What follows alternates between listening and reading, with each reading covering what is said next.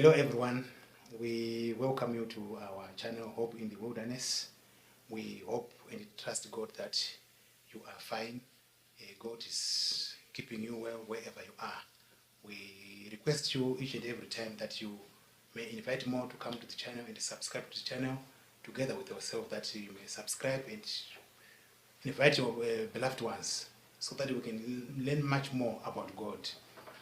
Today we are discussing something that we feel is important, but I'm not alone. I've got my friend who is just with me here, Evangelist T. Chivaka. You are welcome. Thank you so much. Thank you so much. It is today's topic. It is today's topic that we want to discuss about. We have got a very serious tropical topic that we want to talk about. So I would like us to go through it. Evangelist, tell me much more about this one. You have been talking much more about the law of God. You have been talking much more about the Ten Commandments, about the Sabbath. Now, today I want you to zoom in on two major issues so that we can now critically come to the end of this conclusion to talk about number one, the seal of God. Number two, the mark of the beast. Does the law of God connected to the seal of God, is it connected to the mark of the beast? Thank you so much, Ms. Ngumbe. I also greet viewers at home, and where we are now is very critical. Actually, we will narrow our thinking if we think that it is Chiwenga who is challenging the issue of the law. It is the whole charismatic and the Pentecostal movement that challenges the law. Chiwenga just refines some of these issues. That's why we ended up bringing this issue to the fore, because it seems as if many people were being confused. But now, if we are sincere and we want to look into the Word of God and following what you have asked, that is the law of God has to do with sealing. We need, God willing, to go through the Word of God and really also expose the issue that you've asked it. Is also the Sabbath going to play an important role on that issue? The first verse that I will read, if you have it there, but I don't think you have it, let me read it here. It is Psalms 119, verse 126. It is saying in this version that I have, which is the King James Version, it is time for thee, Lord, to work, for they have made void thy law. In other words, if people timber around with the law of God, they've timbered around with God himself. Now, the concept here we are trying to drive home is that there's no way you are going to poke a finger at God. There's no way you are going to exchange words with God. But how does humanity, affect, or how does humanity poke, or how does humanity not live in harmony with God? It is when we decide to make void the law of God. That's when we alienate ourselves from God. Like what happened in the Garden of Eden, you understand. The law was there, thou shalt not eat of this tree. But Adam and his wife Eve decided to set aside the law of God. When humanity set aside the law of God, making void the law of God, God will start to work. And which one is the law of God? It is the Ten Commandments. We've already said it, that the Bible is an expansion of the Ten Commandments. And the Ten Commandments is the law that we are going to be zooming in today. So in that regard, according to the verse which you have read, so are you saying, as it was in the Garden of Eden, is it like so in today's world? in today's era that humanity is also infringing the commandment of God? Are people at wrong as people as Adam and Eve were at wrong, that we can now say this verse can apply to us today? Could you just maybe shed to us light to say that now, what is it which people have done wrong now, that you can now say it is equivalent to what Adam and Eve have done wrong? Precisely so, indeed. Thank you so much for that one. We are living in an era where people have decided to set aside the law of God in favor of the laws that are enacted by men. But we need to raise our elevation a little bit and look at these things from a global point of view. Remember, this is the great controversy. So we are saying now, this world that we are living in, there are systems that have been enacted here on this planet Earth for the sole purpose of working for the devil. And the only way they work for the devil is to change the law of God and to lead humanity to not to obey the law of God. That way, they would have already affected worship itself. Now, we need to be zooming into that and look into that and see the importance of law. Remember, the arguments also from the other quarters is that because of Jesus coming on the cross, we only have one law, the law of love.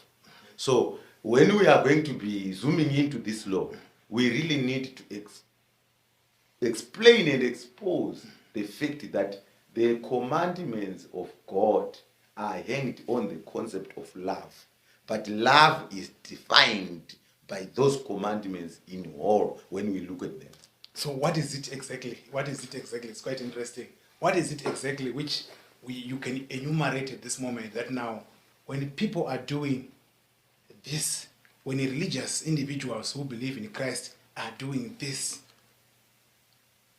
they are doing abomination, they are doing wrongs, that now which we can umbrella in according to the Ten Commandments, that we say now, here they have now crossed the red line. I believe that once God sees us crossing a red line, he has to do something. That is what Psalms 119 has said according to the last quotation. What red lines can we say that now, according to the law of God, people have now crossed, that now we may say now, here and no further, God will take action? What wrongs have people doing, or are people doing, that we can now say, this, they have crossed the red line? Now, what is critical for us is to look into the Bible. Particularly, let's focus on the Old Testament. Yes. Because Old Testament is the type.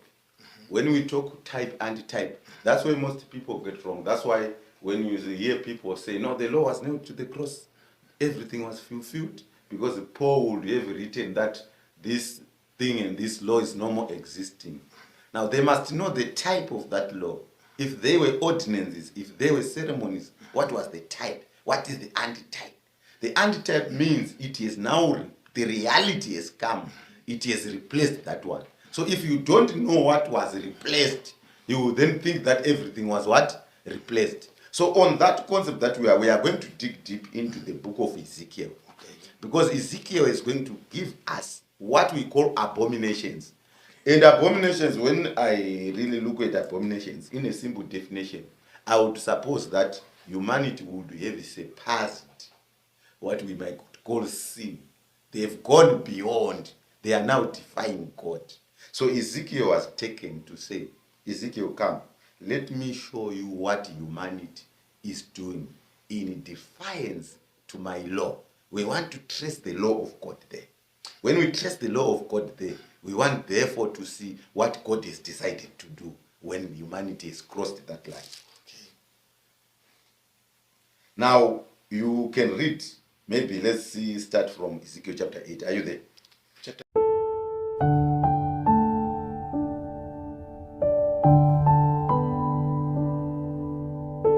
Son of man, Yes. lift your eyes now towards the north.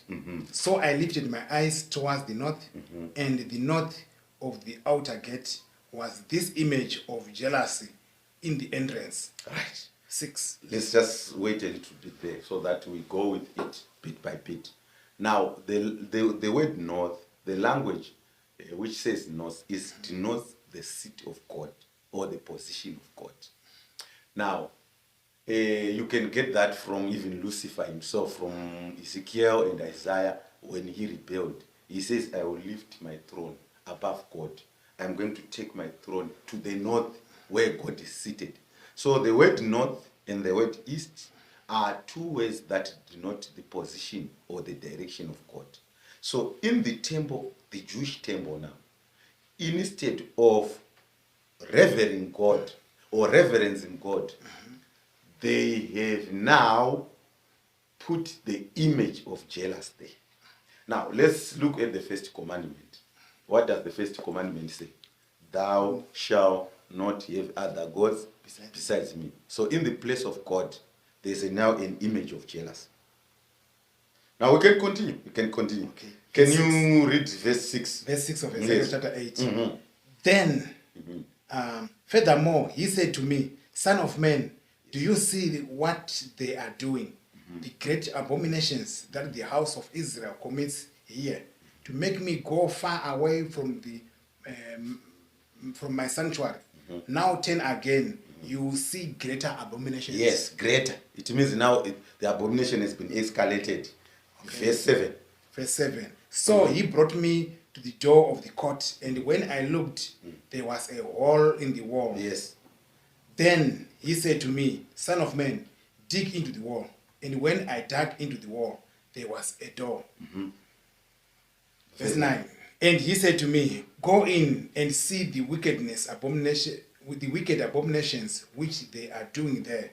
So I went in and saw, and there every sort of creeping thing, abominable beasts, and all the idols of the house of Israel, portrayed all around on the walls. And there stood before them 70 men of the elders of the house of Israel, and in their midst stood Jazaniah, the son of Shaphan. Each man had a censer in his hand, and a thick cloud of incense went up. Maybe we can just wait a little bit there. Now look at what is happening here. After replacing God by this image of jealousy, the Israelites are seen also 70 men being led by this man. There were inscriptions of images all over around the walls of the what? Around the walls of the temple. Now, this is very critical, because what does the law say again? Okay. Thou shalt not make yourselves what? Graven images. The law even go further and say, thou shalt not worship them or bow down to them. But what do? 70 men take the golden censer, the censer which was used by priests when they are what we call intercessing between the congregation of Israel and God. They will burn incense, and when this incense ascends up in heaven, then God will smell it as a smell of aroma. So instead of that incense to be burned by the proper people who were the priests towards God of heaven, now we see 70 men burning incense on the images. Even now, these days, we see images in churches. We see there's Mary in church, there's Jesus in church, there's angel in church, there's Gabriel in church, there's Saint what. But thou shalt not make any graven images, even of something in heaven, something under the water, even something on this planet. But they are doing it, and they are even worshipping them. So they are breaking the commandment. I just want you to see how each and every commandment to the letter is being broken by the house of what? Israel. Probably we can further go and read verse 14 so that we cut now. So he brought me to the door of the north gate of the Lord's house, and to my dismay, women were sitting there weeping for Tammuz. We may wait a little bit there again. Now, let's explore this concept again. What does the other law say? The third law. Thou shalt not take the name of the Lord your God in what? In vain. In vain. Now, instead, we have said, instead of worshiping God On the north, they have put the image of Jealous.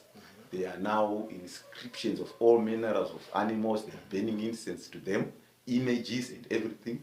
Number 3, they are now, women are weeping for Tammuz. So instead of women taking their cries to God, they are now weeping for Tammuz. Now, on this Tammuz issue, I just want to review the concept that Tammuz now is a god that was being worshipped in Babylon. It also comes back to the mother of Tammuz, who was called Semiramis. And this Semiramis also was the wife to Nimrod. So these were worshipped as gods. So do you know that this Tammuz is the one who was born on the 25th of what? Of December. It's very important for us to underline that because we are going to come to it. This Tammuz is the one who was born on the 25th of December. And this Tammuz was appearing and reappearing, appearing and reappearing. Even the mother Semiramis was also appearing on a monthly basis. That's why you find that they begin to worship, to have those Easter ceremonies, worshiping these gods. Because in Easter, we don't have any fixed date. Like Christmas, where we say this is 25 December. In Easter, it can be 1 July. It can be the weekend of 7 July. It can be the weekend of 29 March. Because the appearance and the disappearance of moon is that which they were worshipping. And they worshipped their god called Tammuz, who was born on the 25th of December. Now, thou shalt not take the name of the Lord your God in what? In vain. We see this being each and every point in the commandment being broken by the church or by the house of Israel. So in this case, I mean, so you are saying in this case, whoever is worshiping and regarding the issue of Easter, the issue of Christmas of the 25th, is having the same connotations as the ones that are mentioned in this verse of Ezekiel. Can you confirm that one, or there is another way that you are going to explain to it, that maybe people are contravening the 10 commandments? Right. When we are going to go further, Okay. that's when we are going to bring it out. All right. All of it. So, Okay. what we can do for now, Yes. let's read verse 16. Verse 16. Yes. It reads as follows. So he brought me into the inner court of the Lord's house, and there at the door of the temple of the Lord, between the porch and the altar, were about 25 men with their backs towards the temple of the Lord, and their faces towards the east. They were worshipping the sun towards the east. All right. Verse 17. So And- that we see how God was dissatisfied with this. Okay. And he said to me, have you seen this, O son of man? Is it a trivial thing to the house of Judah to commit the abomination which they commit here? For they have filled the land with violence. Then they have returned to provoke me to anger. Indeed, they put the branch to their nose. Verse 18. Now, let's look at this now. 25 men, they are in the temple of God. Mm-hmm. They actually give the temple, they give their backs to the temple, meaning they don't care about this God of Israel. They face the sun, and they are worshipping the sun. That's what it said here. And we said these abominations are actually escalating from the image of Jealous. Okay. We escalate to worshipping of images and all manner of things scribbled around the walls and all those images around. From there, it escalates to women worshipping Tammuz. From there now, it escalates to men worshipping the sun. Now, let's come to your question that you've asked, which is very critical now. What these Israelites were doing, they had not learned it on their own. They had borrowed it from Babylon.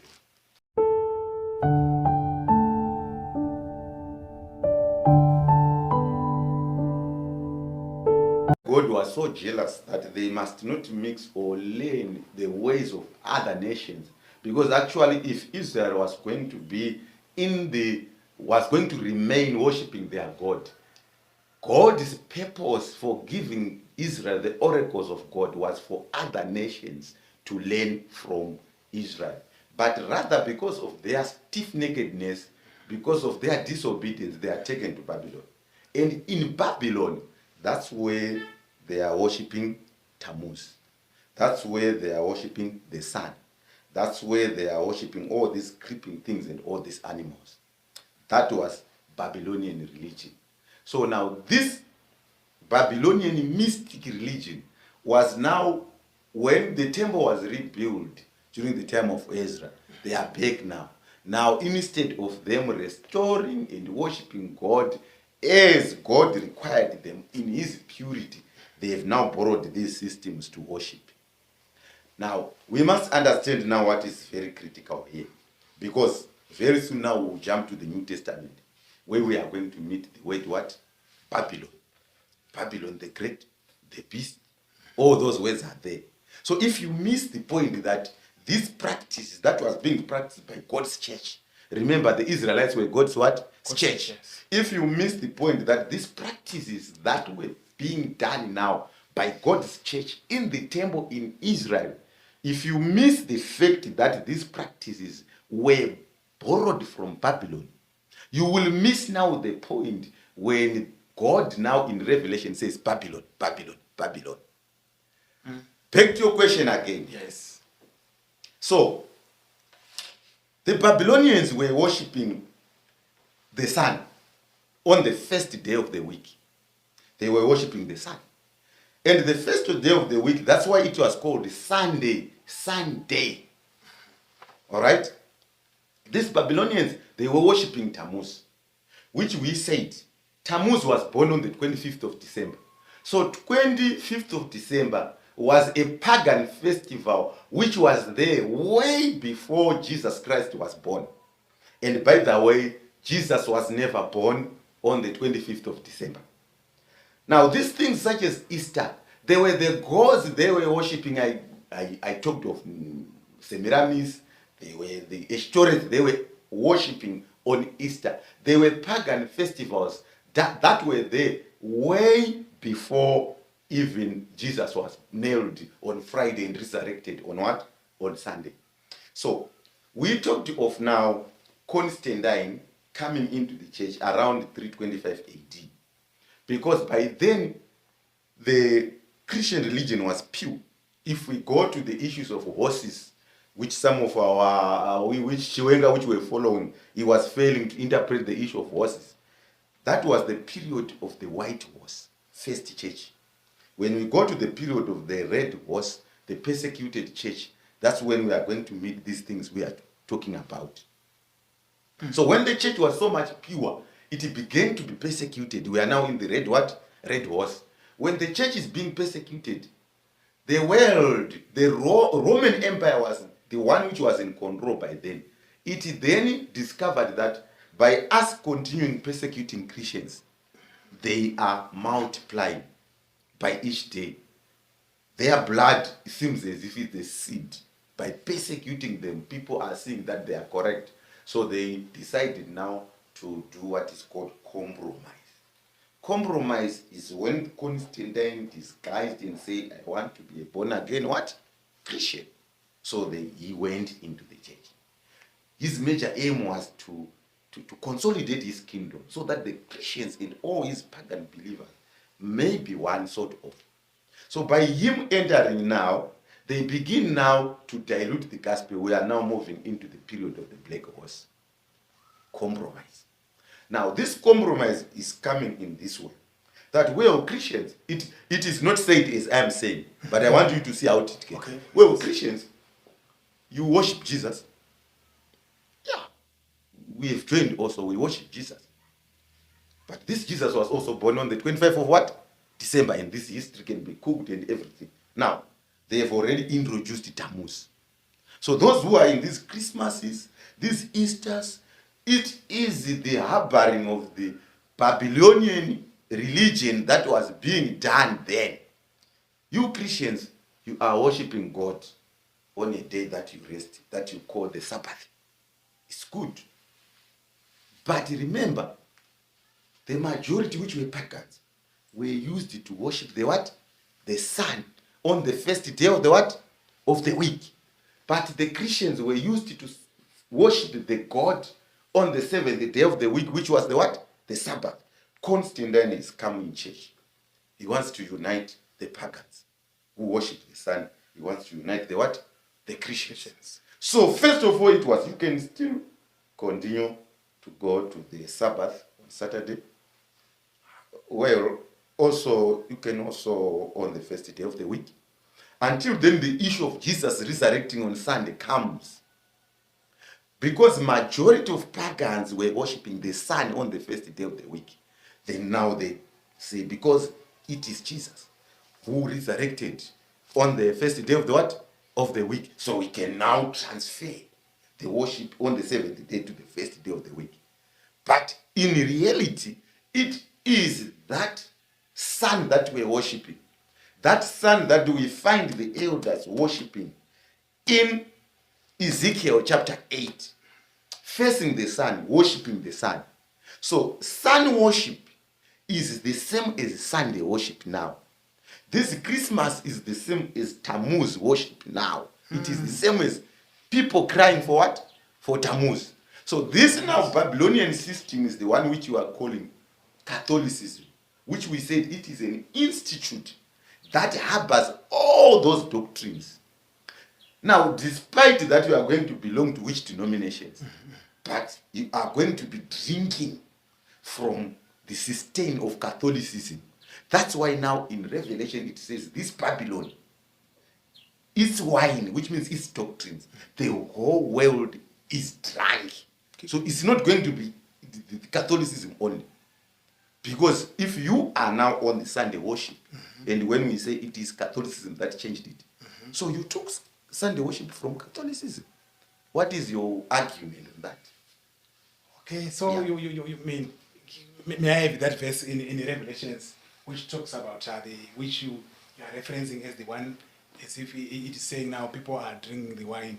So you are saying this wine in Revelations, it is not as the one that we normally see people congratulating one another on birthday functions, drinking to. So it is something which is negative. I mean, which is affecting also the commandments. Let's look at it. Yeah, thank you. Let's look at so it. that now you may clarify to me and together with the viewers that now this kind of things it has to do with worship. It is Revelation chapter 17. So, chapter 17. Yes, you can read it. It's the verse, and Yeah, probably you can start. You can start it verse 1. Start. verse 1. It Yeah. says, "Then one of the seven angels who had the seven bowls came and talked with me, saying to me, Come, I will show you the judgment of the great harlot, who sits on many waters, with whom the kings of the earth committed fornications. The inhabitants of the earth were made drunk with the wine of her fornications." Now it's the inhabitants of the earth were made drunk with the what? With the wine of a fornication. So it's not good wine. It's wine of fornication.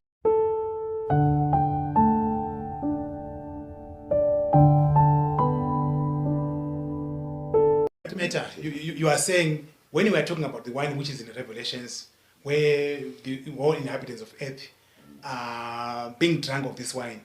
So are you linking it? How are you linking it with the one which the verse that we have read in Ezekiel chapter 8, that the people were worshiping Tammuz? May you just clarify on that one? Now here's how we are going to link it. Also, can you read verse 4 and 5 of Revelation 17 so that we 4 nicely and 5. link it? Yes. Then the woman was arrayed in purple and scarlet, and adorned with gold and precious stones and pearls, having in her hand a golden cup full of abominations and the filthiness of her fornications. And on her forehead a name was written, Mystery Babylon, the great mother of harlots and of the abominations of the earth. All right, correct. So now, first, let's comment from verse 5 going upwards. Okay. Now, verse 5 said, and upon her forehead was the name written, Mystery, Babylon, Yes. mother of harlots. So, number one, I said to you, if you miss the word Babylon there in Ezekiel, that the Israelites had taken this worship from Babylon. When you see this Babylon now, you must not be confused. So that's why God is using the word what? Babylon here. Because the wines, the doctrines, the Christmases, the Easters, they are from what? Babylon. But we have modernized them into Christianity now to say it's Jesus, it's Easter, we are celebrating death and resurrection, all those things. Now, then the other thing that we must understand is that verse 4 says the woman. So the woman means it's a church. Okay. I want us to, All right. so that now my viewers, okay, they could be so much in saturation of this information we All have right. given. Okay. So that now we make a segment, we make a conclusion in this segment. So that now in the next segment, we can now unveil much. But could you repeat to me now here that now you are trying to link the Babylonian in conclusion in this segment. You are trying to link the Babylonian in Revelations and the Babylonians in Ezekiel. Yes. This is in conclusion. So that now we may on the next day, so that we may be able to present it in we can be able to start it from where we have left it here.